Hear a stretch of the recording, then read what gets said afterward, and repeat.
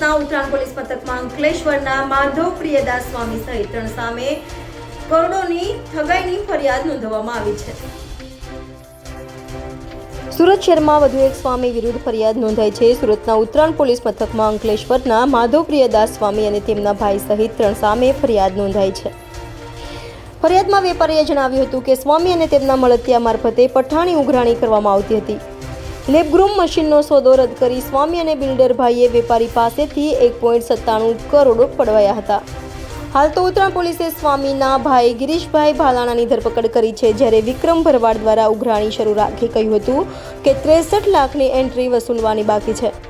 હાલ આ સ્વામી વિરુદ્ધ રાજકોટમાં પણ જમીનની મેટરમાં ગુનો નોંધાયો છે। તો વર્ષ 2022ના મે મહિનામાં 2 મશીનો તૈયાર થયા હતા। આથી મશીનની પૂજા કરવા સંતો આવ્યા હતા અને થોડા દિવસો પછી ડિલિવરી લેવાની વાત કરી હતી।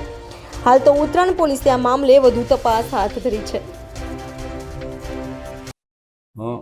આ કામના ફરિયાદી દિલીપભાઈ કાનાણી જે છે તે લેબ્રોન ડાયમંડ મશીન બનાવવાનું કામ કરે છે।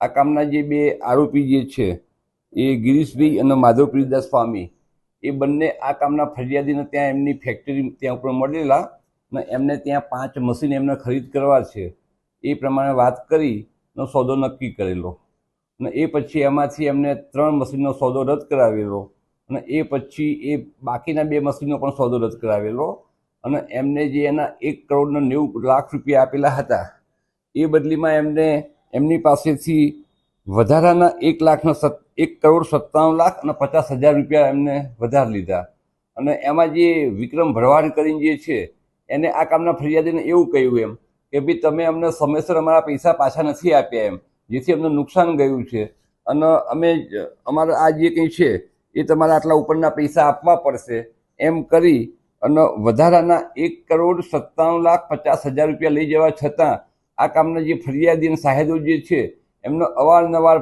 ધમકી આપતા ટાંટિયા ભાગી નાખવાની, મારી નાખવાની, જેથી આ કામના ફરિયાદીએ ઉત્તરાયણ પોસ્ટીમાં ફરિયાદ આપતા ગુનો રજીસ્ટર કરવામાં આવેલો છે અને આ કામે એક આરોપી ગિરીશભાઈ ભાલારાનો અટક કરવામાં આવેલા છે।